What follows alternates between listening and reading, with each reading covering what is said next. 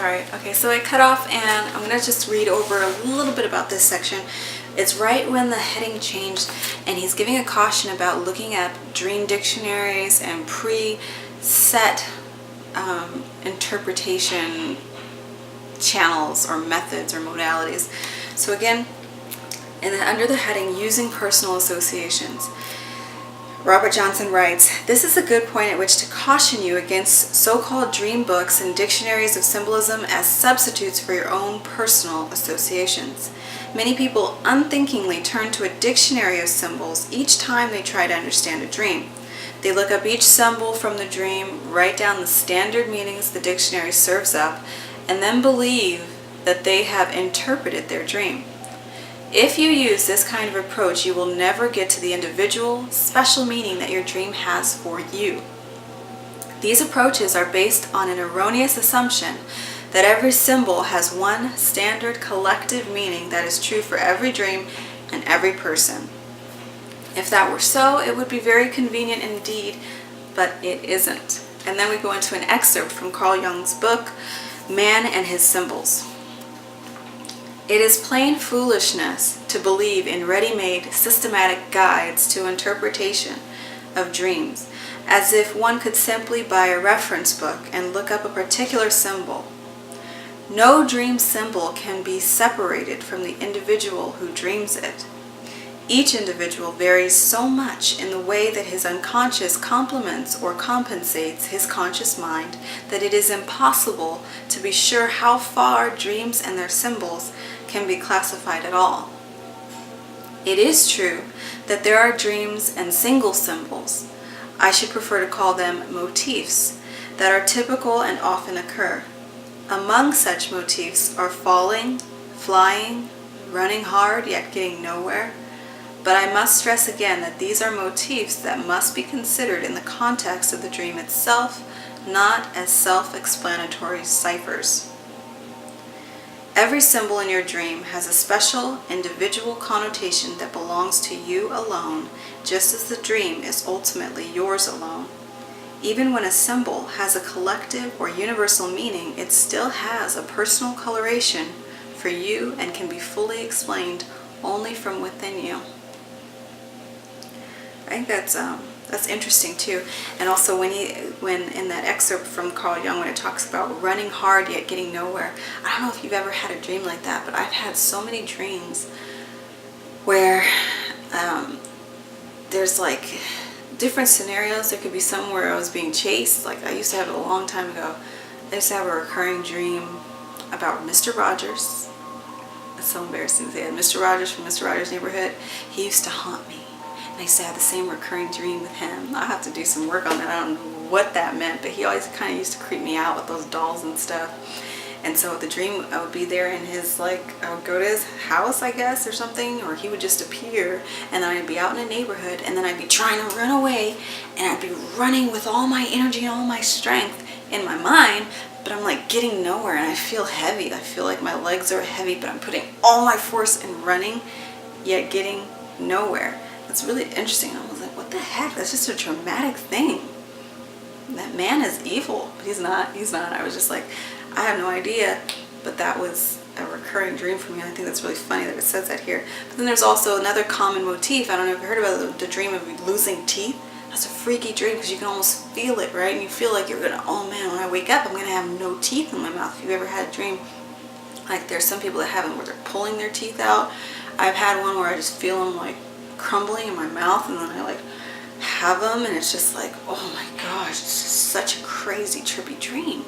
But and I did used to look at dream dictionaries and interpretations and things like that, and they always say that the teeth associations with teeth in a dream is always associated with a loss of control or some kind of feeling of instability or something going on in your life. So if you're going through a job change or some kind of financial issues, or if you're just having people in your life that are kind of unsteady and you're kind of getting caught up into their situation, any kind of feeling like you're not at ease or not completely grounded in your root chakra, I guess you would say, then you have those instability teeth dreams. But this is saying that yes, that might be a common theme. Everybody can get that dream or the running and stuck in one place, but it's unique to you. So don't just take patchwork and skip the inner work step of seeing how that dream uniquely fits to you. And like Robert Johnson says here in this last sentence very, very nicely, even when a symbol has a collective or universal meaning, it still has a personal coloration for you and can be fully explained only from within you. Continuing on, it says, this is why it is so important that you do the first step thoroughly. Find the associations that are yours, that come from your own consciousness. Your own unconscious. Don't accept standardized interpretations as a substitute. This advice is even more important when we get into our archetypal amplification. People can get so over-involved with searching for mythic connections that they forget that they also have personal associations to the symbols. This is the point at which the temptation is so strong to turn to a dictionary of symbolism, find out what the myths say about the symbol, and stop there.